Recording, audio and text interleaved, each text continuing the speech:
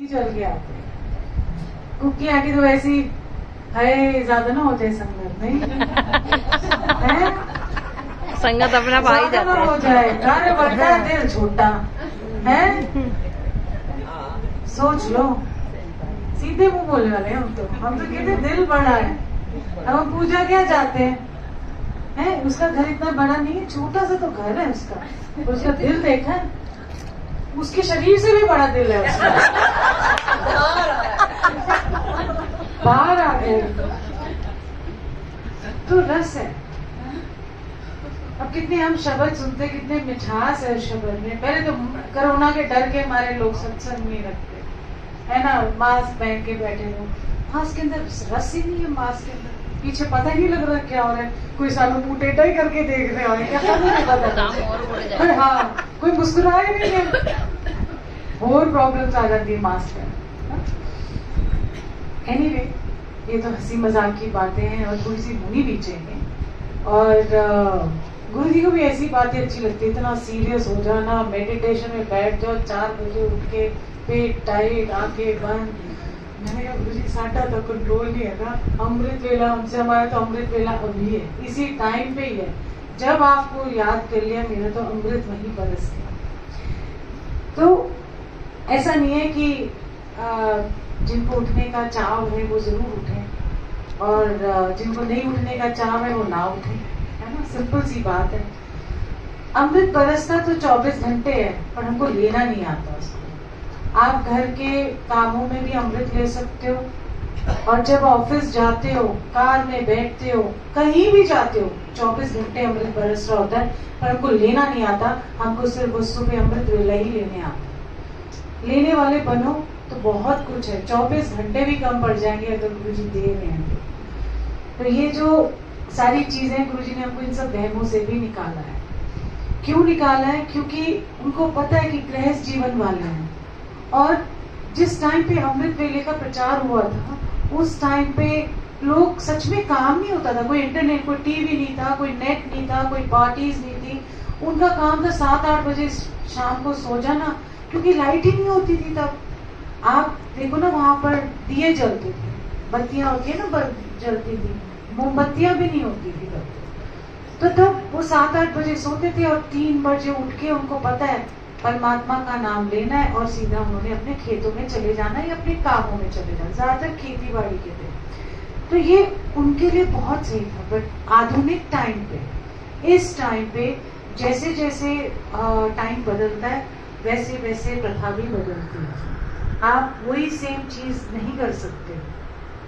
तो इसलिए गुरुजी ने हमको क्या बोल दिया कि जब जागो तभी अमृत। जब मेरा नाम ले लिया, जागो भी नहीं, जिस टाइम मेरा नाम ले लिया उसी दिन, उसी टाइम तुम्हारे लिए अंदर अमृत बरसेगा।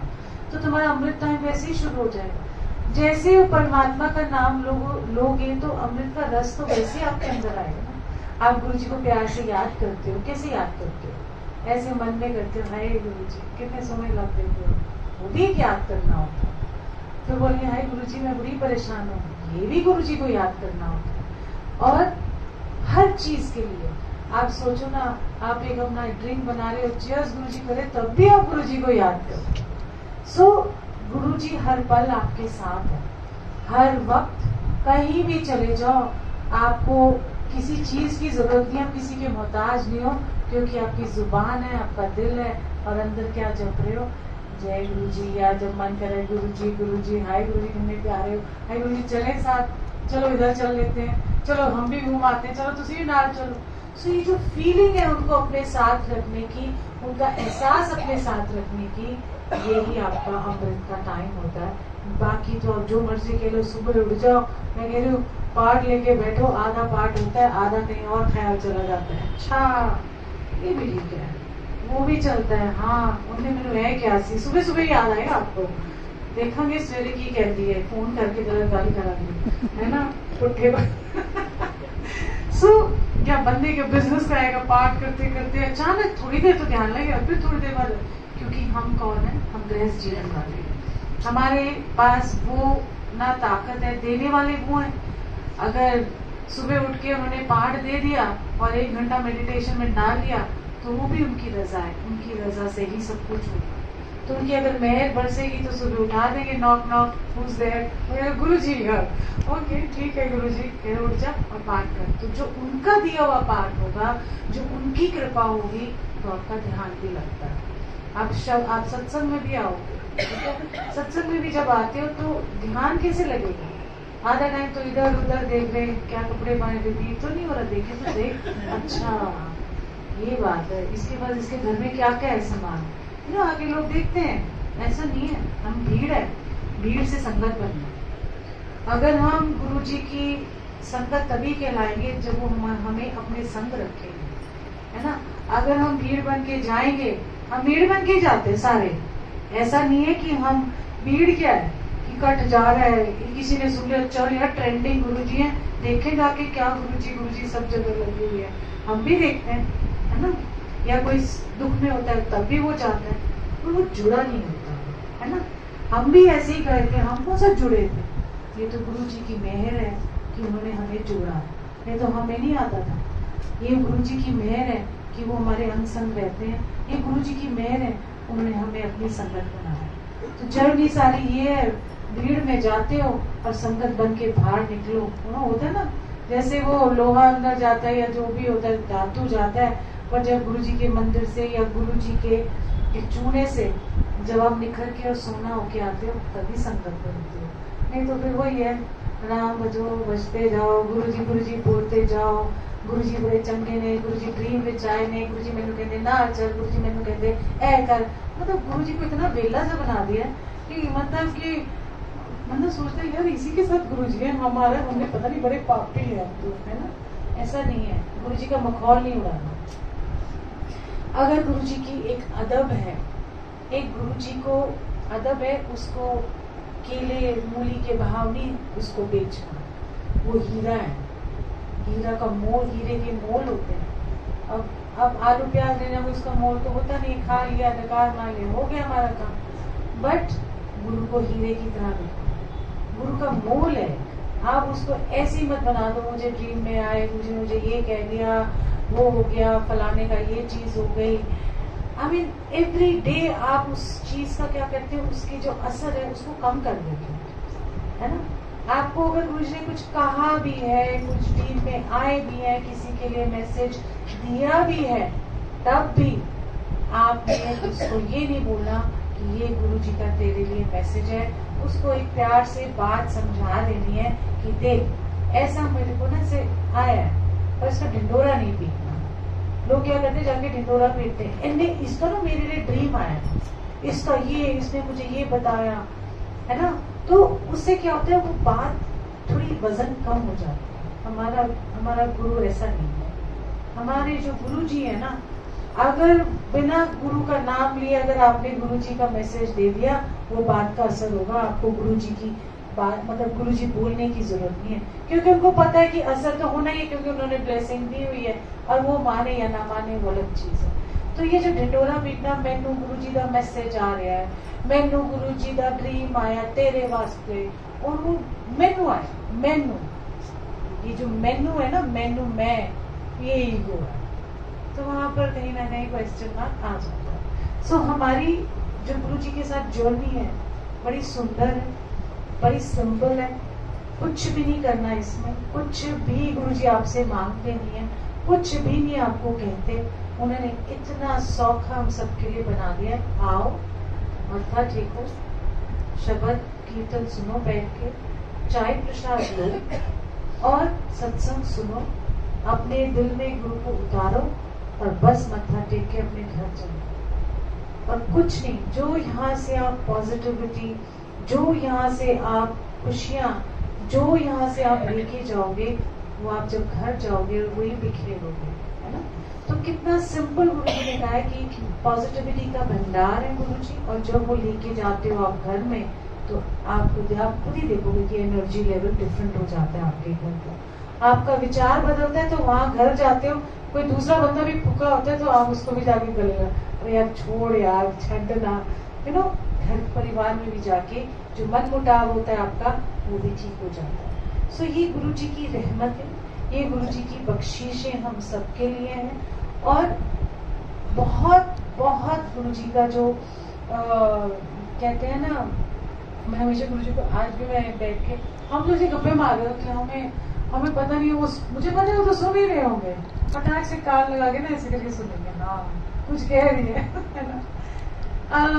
क्योंकि कई बार जो आपकी मन की बातें होती हैं वो गुरुजी सुनते हैं और बता भी देते हैं।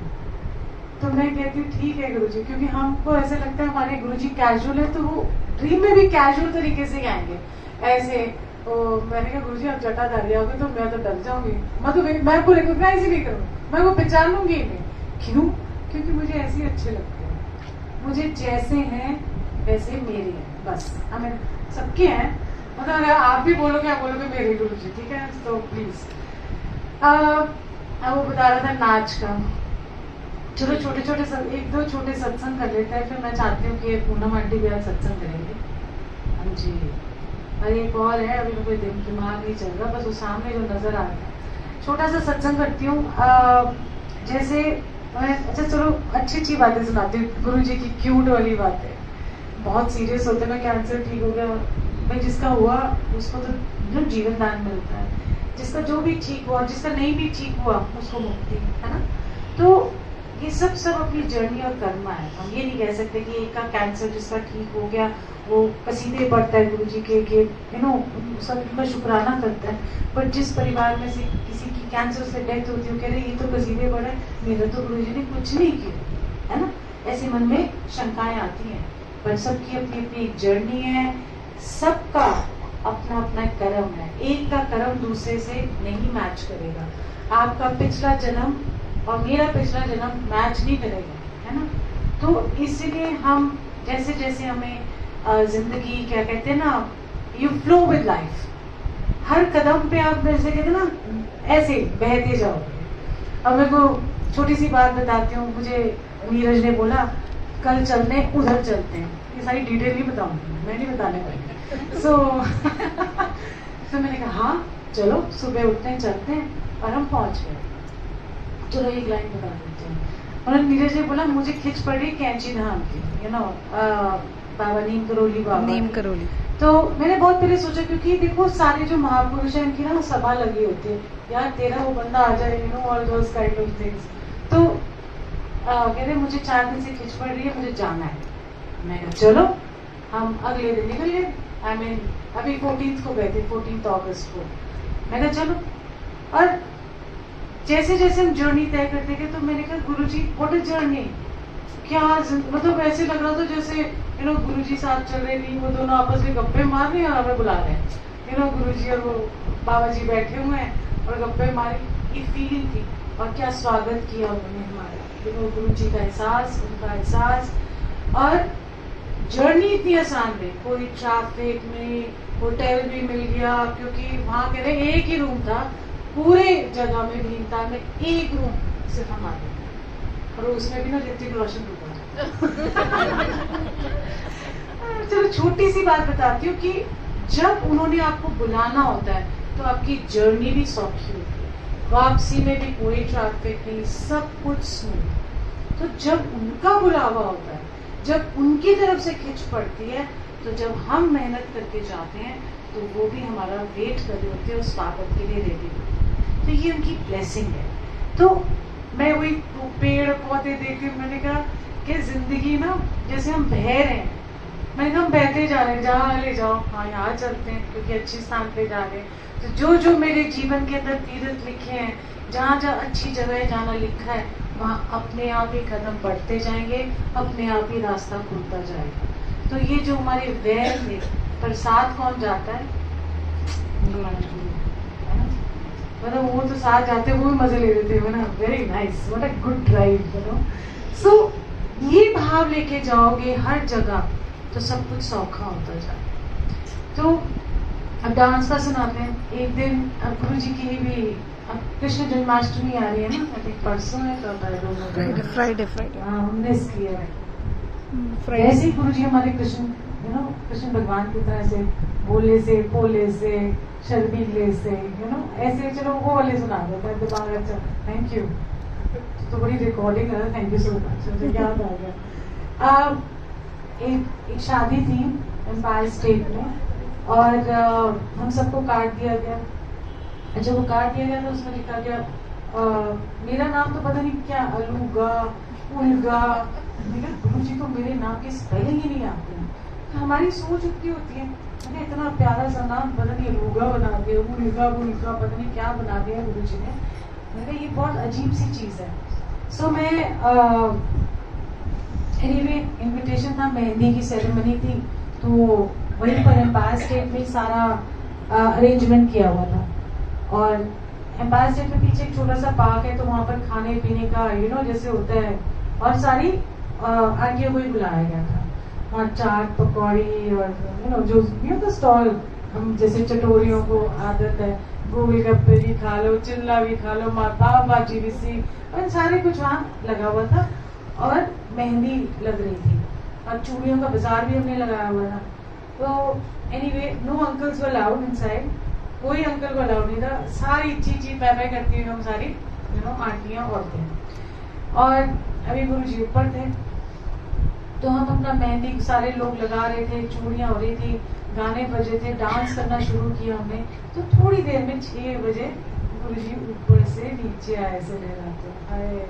वो कहना, तो उसके बाद एक तो उन्होंने कलर भी इतना सुंदर पहना हो, एक तो वैसे ही इतने गोरे, मैं अंग्रेज कहती हूँ उनको, इतने ऊपर से ऐसे छुटके से, जो गुरुजी पैंट शर्ट पहने थे छोटे से बड़े लगते थे, और वो पहन के पर्पलिश पिंक डबल शेड वाली शर्ट पहनी हुई, ब्लैक ट्राउजर्स, और वो कैट्स पहने हुए उन्होंने, ऊपर से ऐसे लहराते हुए नीचे आंखें करते, क्योंकि जैसे ही गुरुजी आए हम तो सारे खड़े हो गए, आधी मेहंदी जो भी है, और जैसे ही खड़े सारों की, सारी औरतों की आंटियों की नजरें, औरतों की नजरें गुरुजी को खड़ी हुई। Can you imagine how embarrassing it is, So बेचारे ऐसे नीचे करते हुए नीचे आए और सीधा चुपचाप नीचे आ करते हुए थोड़ा सा शर्माते बहुत थे गुरुजी, वो अपने पीछे पास के रूम में जाके बैठ गए। हम गाना बजाना कर रहे थे, काफी सारे गाने हमने, कोई ढोलकी हो रहा था, आई थिंक आप थे उस टाइम पे, ढोलकी थी और गाने बज रहे थे, पॉप सॉन्ग सारे पंजाबी वाले गाने। थोड़ी देर में गुरुजी ना वहां से भी उठ के अपनी आसन पे आके बैठे थे। इमेजिन ऐसे धीरे धीरे करके, जैसे उनकी आदत थी ना, पैंट शर्ट में आप देखोगे उनकी वीडियोस में, चल के वहां बैठ गए। सारों की नजर हाय और वाली निकलती है ना, जैसे कितनी खूबसूरत। और फिर और जो मेहंदी लग रही है या फंक्शन हो रहा है, हमको तो मौका मिलता था रोज ही बुला ले हमें किसी तरीके से, तो वहां जाके बैठ गए। अब गाना शुरू हो गया, खूब नाचे। और एक आई थिंक एक गायत्री और उनकी जो देवरानी थी, गायत्री बनी थी अमिताभ बच्चन, पूरी मूछे लगा के पगड़ी आदमी की तरह, और उन्होंने वो कुछ दिल है मेरा सोना सोना मैंने वो किया था डुएट में, एक रोल किया एंटरटेनमेंट के लिए ऑब्वियसली। और फिर धीरे धीरे हमें भी नाचने बोला, तो एक गाना बजा जैज़ी बी का, और हम तो, मैंने तब तक मेहंदी नहीं लगाई थी, और मैंने एक जैज़ी बी का गाना बना, जिन्हें मेरा दिल लुटिया, है ना, जिन्हें मैंने मार सुटिया। तो जब वो आया तो फिर मैंने तो फिर सोलो डांस किया, मैंने कहा जिन्हें मेरा दिल लुटिया, और फिर गुरुजी को पॉइंट किया जिन्हें मैंने मार सुटिया, you did this to me, उन्होंने मैंने मार ही डाला अंदर से। तो गुरुजी इतना शर्माए और खूब हम नाचे उसके बाद, और हम जाके बैठ गए। तो मैंने मत्था टेका, और जैसे मैं मत्था टेकने लगी तो कहते तू चल रही है, मैं कहा नहीं गुरुजी अभी नहीं जा रही, वो मेहंदी लगानी है, तो मेहंदी लगा के मैं तो मत्था नहीं टेकना, तो मैं इसलिए पहले मत्था टेक रही हूँ। तो गुरुजी कहते तू नहीं मेहंदी लानी, मेहंदी चंगी नहीं होगी, बस वो दिन है, आज का दिन है, कभी छुई नहीं, ना सर पे कभी जिंदगी में लगाई, ना हाथों में ना पैरों में, कहीं नहीं लगाई, क्योंकि क्या वचन था। और बाकी सारे मेहंदी के हार लेके बैठे हुए हैं, और मैं सिर्फ दी ओनली वन जिसने मेहंदी नहीं लगाई। और फिर बस वही समा था। फिर जब उनके लिए शिकंजी आई, चलो मैं बता ही देती हूँ, शॉर्ट में कर देती, खत्म है बस। तो शिकंजी आई तो बड़ी मसाले वाली, गुरुजी ने सोडे वाली वो पी रहे थे, और मैं साइड में बैठी थी, और एक दो जने और भी डांस करते, मैं भी देख रही थी बैठ के। तो वहां पर मुझे ना पी के कहते हैं फड़, तो उसी गिलास में पहले तो सारों की नजरें ऐसे, मैं तो ना मुड़ी गई पीछे, मेरी पीठ संकट है, मैं खटक गई, चुपके से गिलास जाके लेते।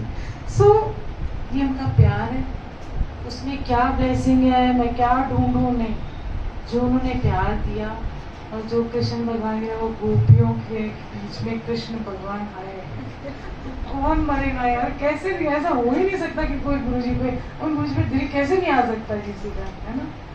तो मर गए अस्थिर रूप में, सो बस इसी तरह गुरुजी को प्यार करो और दिल में बसाओ और देखो तो सही कैसे प्यार नहीं हो सकता, है ना। हो ही नहीं सकता कि किसी को प्यार ना हो, मतलब एक बार जो गुरुजी के पास आ गया वो गुरुजी का हो गया। सो जय गुरुजी, खूब सारा प्यार, बहुत सारी मुस्कुराहट आपकी जिंदगी के अंदर, खिलखिलाते रहो, हंसते रहो। परेशानी आए ना तो परेशानी को ना ऐसे करके, फिर वो ऐसे करके ना जैसे चाबी को घुमाते हैं, बोल तो जा, और साथ में आपका गुरु आपके साथ खड़ा आपको। सो जय गुरु जी, बहुत सारा प्यार। आगे पूनम आंटी।